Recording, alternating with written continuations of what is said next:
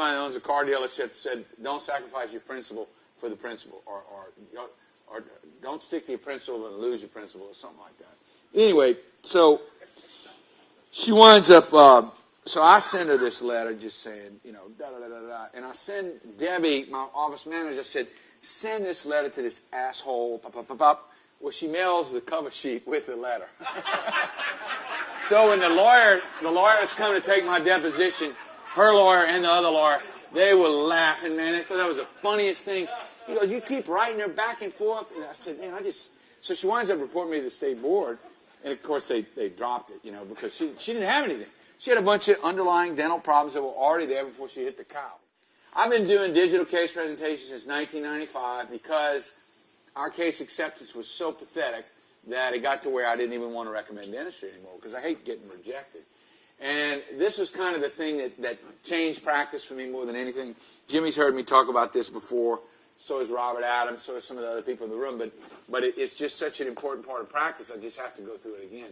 You know, there are things that we try and describe to people that they can't see, they can't understand, and there's nothing like photography to illustrate a point. Or, you know, if I tell you about our clinic in Mexico, you know, you have some kind of idea, you know, but this is it, and these are the people we take care of. And I can't put this into words, but when you see photography of it, you kind of get a sense about it. And what I'm saying is, I think dentistry is the same way. I didn't know what my mouth looked like ever until I went to dental school. I had no idea what was going on back there. I just knew that at age 16, I went in, I had 16 cavities. The guy never took x-rays. That day they take x-rays. You got 16 cavities. You come back. He does MODs all the way around, and I look in the mirror and say, I'll never have a date. Look at those teeth. They're black back there. Because you just don't know. And so I want people to be able to understand a workup of their treatment options, a visual presentation, so they understand this and have value for it, and good communication and a perception of concern and excellence that a lot of times they've never seen before. So is it a big deal? Not really, because now, in 95, a digital Fuji camera, 1.8 megapixels, I mean, that phone of yours does 15, it's 1.8 megapixels is $2,500. You know, and now, you know, a 10 megapixel camera costs nothing. But it just seemed like slides were good, but this is better because we could use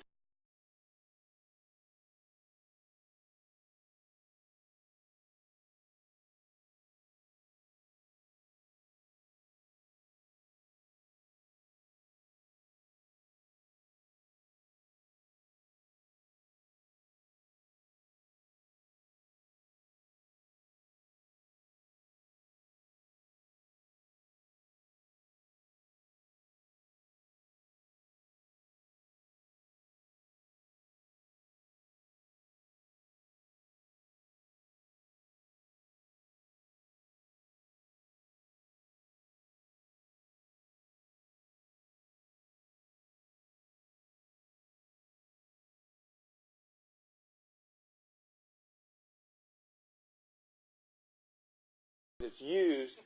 And my daddy, he ain't got time to play golf. He's working all the time. We have a public that can finance anything from an iPod to dental implant. They have real health concerns that weren't around when I got out of school. They're very educated. They're asking questions. They're seeking out information. And they're asking for solutions that are different from what's been offered to them in the past.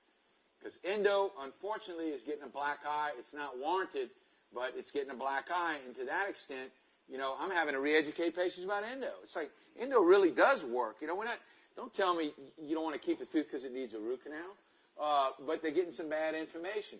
You know, fixed supported bridge work on teeth, it's not as reliable as we were taught in dental school.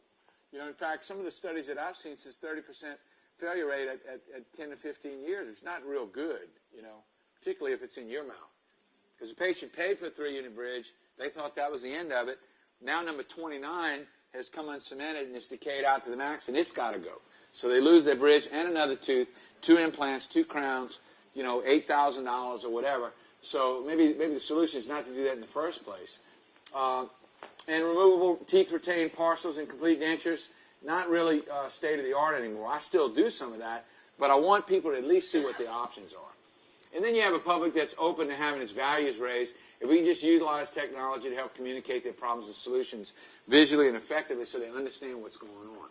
So this guy on Dentaltown writes, here I'm trying to convince patients getting restorations in their mouth, and they don't even know what they're going to look like. It's so simple. I have to quit thinking like a dentist and think more like a consumer. I would never buy anything without seeing it first, yet I expect that out of my patients. And look, nowadays when people go to the front office, you know, their estimate is, I mean, it's a lot of money, you know. I mean, if you have a couple of crowns and an implant and a cleaning and a this and a that, it's like $6,000. I mean, it's a lot of money. And so it's no wonder that people go running from some of this stuff. So we're trying to use digital imaging and case presentation just to lay down some foundations so they can see what's going on. This guy been in my practice for a long time. And after Katrina, Dan Lester, who's an endodontist now in Alexandria, came and worked for me for a month. He tells this guy, he goes, Mike, you ever thought about the appearance of your teeth? You want to make some changes? He goes, yeah, I would like to make some changes. And I mean, this guy's been in my practice. And so we took an image, photoshopped it, say this is what we can do. And so the guy winds up getting it done, you know.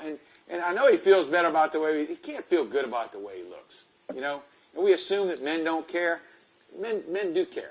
Because a lot of times they'll say, look, you know, I don't really care what they look like. I just want to be able to eat. Well, when it's time to pick the shade, here's an OM1. You got anything whiter than that? You know? And so, you know, just to be able to show people using something as simple as an intraoral camera. Look, I mean, intraoral camera. The first one Fuji came out with cost how much? Does anybody remember? It was like a refrigerator. You remember how much it cost? 20. It's $20,000 bucks. So I bought a slide camera and started taking a lot of slides. And then we finally were able to buy an intraoral camera for like 10 grand. Well, now you can buy them from China for 200 bucks, and they take good pictures. So we put one in every operatory and get them on eBay. And so immediately we can pull an image up. It doesn't cost anything. Show a patient what's going on. Go to that website, Patient Animations. They have examples of every kind of single tooth replacement, you name it. Here we're replacing, John Oob did this case. This tooth had to be removed, immediate implant. Let him finish the braces with a ponic on the wire. This is after the case was finished. And so just examples. This is Winston Deal's sister-in-law, Alexis. He placed the implant, replacing this molar. All ceramic restoration was done on this thing. And so it gives them an idea of what's going on. This is a guy that came to see me after he got out of braces. And what I wanted him to see was, hey, look, you got to go back into ortho because the midline's off. You know, we got all this space over here for this veneer and not much right there, so we got to put you back in braces again. They redid the ortho, did a veneer here, implant here. You know, just examples of what can be done nowadays. Okay, but nice result. And back then, you know, we didn't, you know, we had we didn't have these bone level implants. You know, we didn't have zirconium abutments and all ceramic crowns and all this, but still a nice result. So the point being is nowadays we've got so much more stuff available to us that it really is incredible. This is a case of a girl. She was a model, and she had some bulimia and all this kind of stuff, and you know, it's full mouth restoration with some implants in the back. But this is the kind of stuff that I like to show to patients because they have no idea. They have no idea that we put these in and then come back and make a fixed bridge that cements into place, put them back in this case, in the second bicuspid occlusion. You know, just simple stuff. That's old stuff. But I went to this place, San Miguel, and in Mexico, and if I was trying to describe what it was like, you know, you kind of have an inkling of what it was like, but I want you to see where this home that we stayed in. This is owned by a pediatric dentist from Houston. He must be stealing money from somebody, but you know, just a fabulous place. 4 couples, we stayed there for a week, and just had a great time. But you know, when you see these pictures, you have a whole different sense about, you know, what this trip was like and what it looked like inside this home. I mean, it's just the only reason we hadn't gone back is because the crime is so bad down there right now that it's really not safe to return to that area. Just a wonderful trip. The weather outside is like that over there every day.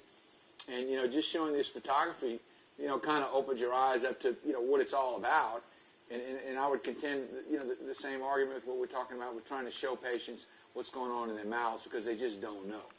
They really don't know. So let me fast forward. Already went through that. Went through that. This is a friend of mine's wife, and he's a dentist who's in our class. And so this is Gary Miller's wife. And Gary comes in because she doesn't like the way her teeth look, on and on and on. And what we're showing here is, using Photoshop and using PowerPoint, we can overlay an image smile just to kind of get an idea where we're headed. And going further, what I wanted her to see was some of the things that we've got some concerns about. She's got a 3-unit bridge. We want to do an implant replacing that central incisor. And on the bottom, this is where Gary got in trouble. So we take these pictures, and I want her to see what her back teeth look like. Well, she was just appalled that she was married to a dentist and that her teeth looked that bad. And I'm not saying these fillings need to be taken out and replaced. I'm not saying these teeth need to be crowned. That's Gary's problem. I'm just working in the front. But I'm going to tell you, man, this was an eye-opener for her. And it just goes to show you, people don't know. She's got this going on down here. She hates the way that looks. This is a left lateral view. And for somebody wanting elective dentistry, particularly the wife of a dentist, this was kind of it was a wake-up call. The other thing is I wanted to see how we've got these different levels. We've got this going on in this lateral, and then this lateral over here, and then we've got this up here, and then this over here, and this here, and this is down here. So a lot of this asymmetry is contributing to what she sees as a smile it's really not that pretty. So the idea here is we're going to try to place an implant in this site, restore these with individual crowns, and this is a simulation of what we'd wind up with. So, in just trying to explain stuff to patients, for me, it's worth the time to sit down and put this into PowerPoint and work through it, because the case acceptance, is real high. I've thought through the case to where there aren't going to be any surprises. A lot of times in the photographs, I see things that I didn't see at the appointment.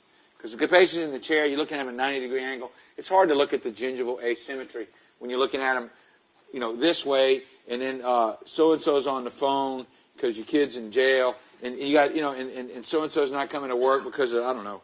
And it's hard to focus on these things, and I'd rather just take the records and just take a look at them when I have some time. This lady comes in and says, I want to have some luminaires done on my teeth.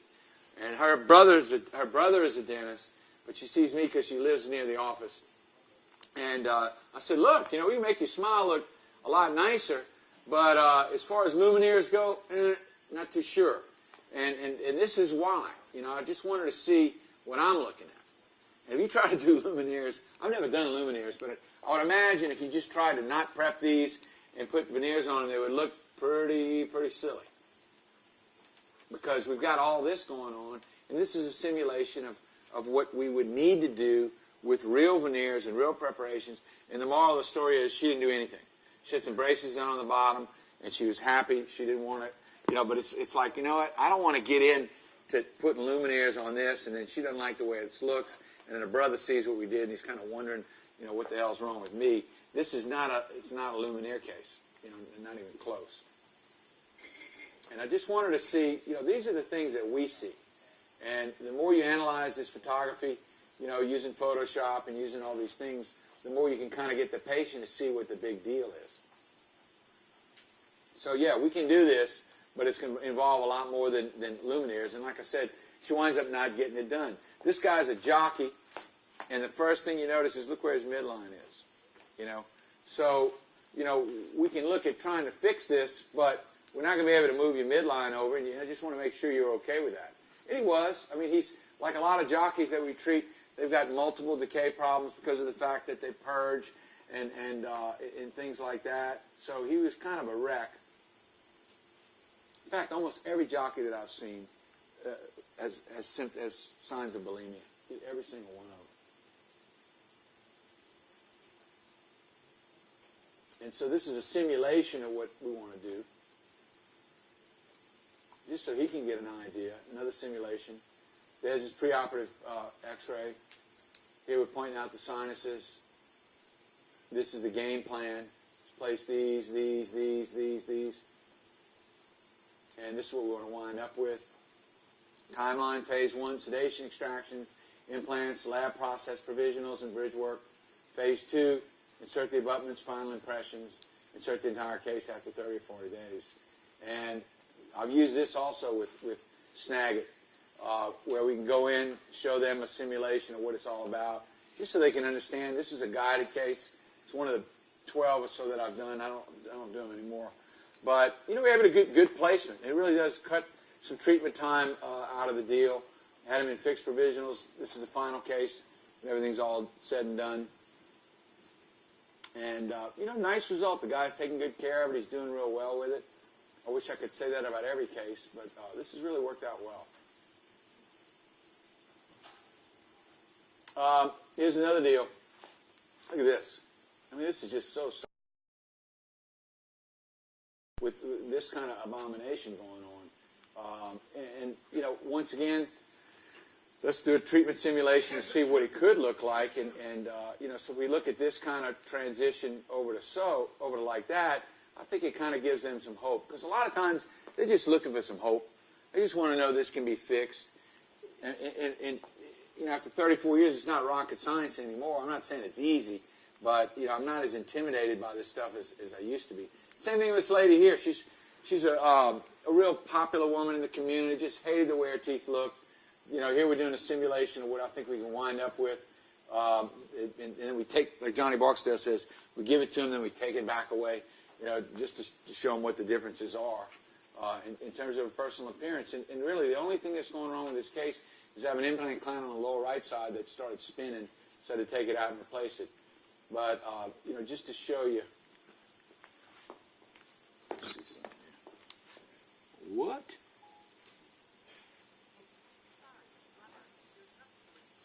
Oh, that's you? I thought this was. I thought this thing was talking to me. So I'm gonna start wrapping it up here. You use elements, Photoshop elements, or you can use Photoshop elements. You can definitely use that. You have a library of smiles. Yes. Cut and paste? Yes. We used to teach a course at the dental school, and then after Katrina, we taught. So I'm going to tell you a little bit about a course that we offer in our office for anybody that's interested. It's a shameless promotion because all the money that we raise in giving this course is donated to our clinic in Mexico, or into my home in Destin, as Jimmy pointed out. But anyway, it's called Implant Dentistry for General Practitioners in Black and White. We've been doing it. You said you came in 2006? Is that what you said? 2006? So we've been doing it since 2006, and it's been good. And it's getting better and better. It's done in a general practice setting with emphasis on practical solutions for you, practical solutions for your patients. This is one of the most obnoxious friends that I have. He's got 4 300 horsepower, 4-stroke engines on his boat. You can get into overkill with all this kind of stuff. We just try and keep it a little bit more simple. In fact, we don't even spell stuff, patients correctly on here. But it's limited to 15 dentists. We do 12 live surgeries, 6 on Friday, 6 on Saturday with 8 hours of lectures and case discussions in the afternoon. It's a preview of a general practice with implant dentistry component. All proceeds are donated to Latin World Ministries. And our sponsors are BioHorizons, Megagen, and Prexion. This is what the commotion looks like. Tammy's kind of our videographer. We've got one of those head cameras that's hooked up to a network, and everything is broadcast into the meeting room upstairs on a 50-inch monitor. So you can really see a lot better upstairs than you can kind of hanging around in the operatory. But we try and do a variety of cases, sinus lifts. Here Danny's doing a scan, showing the Trio scanner. And it really is, it's really come around. We've been doing it for a while now, as I said before. And upstairs, we got a big monitor. Everybody sits upstairs. Bill Kramer came to the course not too long ago. And so we're able to show these cases and then discuss them. And it's really, I think it's a cool environment. It's a cool learning environment. We really enjoy doing it. We had one scheduled 2 weeks from now. It was so burnt out. We only had a few people sign up, so we canceled. And the next one won't be until April. But it's really a slick deal. If you go to this website, this is Dr. Smith's site, .weebly.com. All the information about the course is on that site. The next one, as I said, will be in April. That's the website right here. And we don't receive any kind of compensation for any of the products and equipment mentioned in the presentation at all. This is our clinic in Mexico. I think 20 years ago, Dr. Carlbrough and I went down there, took out a lot of teeth on a lot of people. A lot of other dentists and physicians in Louisiana got involved. Now we have two 15,000 square foot buildings with full-blown OR, 3 operating rooms, I think an 8-chair dental clinic. We finally have air conditioning now. We have a dormitory, eye care clinic. It's kind of a big operation. Over the years, we would bring students from LSU. Can't do that anymore because the school is so broke that in order to keep the lights on, they need the students there all the time producing dentistry so the school can collect money. You know, it's like you can't afford to send our students. So, or Henry can't afford to let them leave for a week. So now we have students from A.T. Still Dental School, which is in Phoenix, Arizona. Somehow they pay $50,000 a year in tuition and can still manage to come to Mexico. You know, go figure. But it's been good. It's fun going down there and working with students. I basically don't do anything. I just kind of supervise now. I'm so burnt out, taking out the rotten teeth and all that kind of stuff. But and you want to let them do the work. So it really has been good. This is Terry Fugetta, who's a member of the Dental Association. His daughter Dara practiced with me for about 6 years before my nephew came in. Had a lot of students come down over the years. It's been great. We also have a medical team. That's what a lot of these other people are. I don't know, they've done 150 cleft palate surgeries, gallbladders, hernias, you know, scar revisions, a lot of stuff. We've done a lot of dental work down there as well. And so it's been good. So that's where all the stuff goes.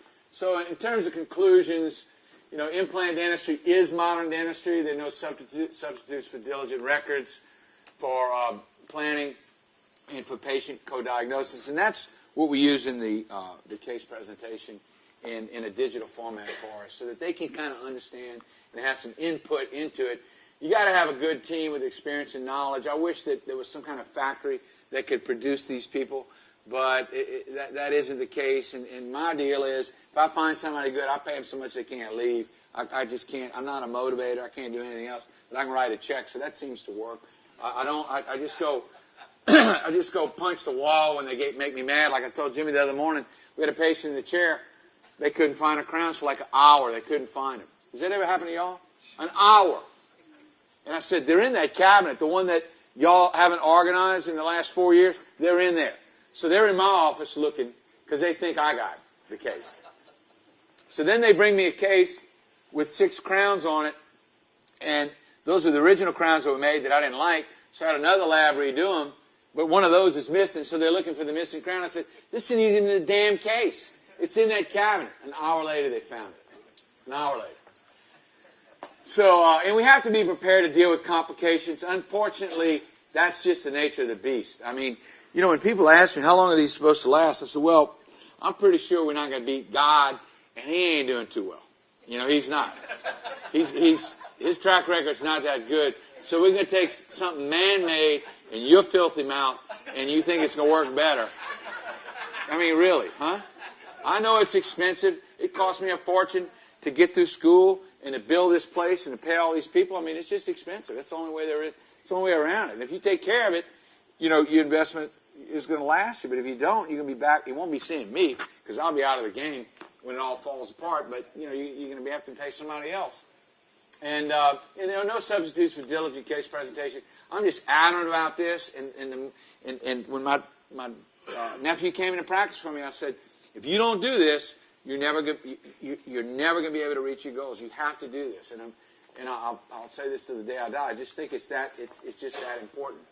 So, you know, we've got to have competence, knowledge. We've got to be aware of this liability thing. Don't write prescriptions to people that are allergic to penicillin. Give them clindamycin. You know, you always have to be concerned about your reputation. And you know, I was telling my nephew the other day, I said, you got to be careful because if people perceive you as being expensive, they'll go tell everybody, oh, he's the most expensive dentist in town. I said, you want your reputation to be that you're compassionate, that you really do care, that you'll help them out financially to some degree, give them a 5% discount, or do something. And at the same time, watch your own costs, you know. We have these equipment and supply needs that are staggering, and we try and track that. I mean, You know, I work with Sandy Pardue's consulting firm, and we manage by statistics. And I don't want to see supplies over 6%, and I want labor to hover around 23 if possible. And I'm with a rent that, you know, I own the building, so that part doesn't matter. But I'm always looking at labor and all these things. And one day we looked at labor, and labor was low. So I said, Danny, what does that mean? He goes, I don't have any idea. I said, it means we're probably minus an employee. You know, we can afford for you to have another dental assistant so you can work more efficiently. And every time we add a staff member, the practice does better. As it is now, we have 20 employees. There's 1 or 2 missing every single day. Every single day. Every day. Always something. And it's not their fault. I mean, you know, so-and-so crapped his pants at school. She's got to go take care of him. Somebody else is, you know, daddy's got. So my deal is, if you have a football team, you only got first string, you don't have a second string, quarterback's ill, you're going to lose the game, you know. So for me, it's always been a matter of, we need to produce enough to where we can pay everybody, to where we can buy the stuff we need, to where we can afford to live comfortably, and that's the only way I can make it work. You know, as far as tight-wadding the deal, you know, and that's why I work 5 days a week for, you know, 30-something years, because I used to calculate how much that Friday costs. Now I don't care anymore, but I used to think, well, man, that's 52 Fridays times this amount of production. That's a lot of money to not get anymore, you know. So now I figure, for all the guys that are my age that started practicing 4 days a week right out of school, I've already worked 3 more years than them, so I ought to be able to retire 3 years earlier. But I don't know that I will. I ask people that have retired, how's the retirement going? It's like, don't do it. You know, it's not what it's cracked up to be. So maybe the balance is just trying to do like Dr. Ori, get a couple of sons to become dentists and get them to work. In my case, get your nephew. Or in Danny's, in Jimmy's case, get your daughter to practice. But, you know, it's working on a strategy. We spend our whole lives trying to build up a practice. Then at some point, then you're trying to get away from it. And that's when, like Harold Worth said, when people really want the dentistry done is when they know that you don't need the money. It's like, I don't care if you get this done or not, you know. And it's like, okay, can we do it next week? It's like, no, we can't do it next week. But good troubleshooting skills, well-trained staff, good staff, conscientious staff, knowledgeable lab, and all this kind of stuff, and being prepared for this, because this is, to me, this is an inevitability. We're just going to be dealing with this quite a bit. This is just some pictures taken from a dove hunt with Mike Sim and Ben Infantino in Argentina.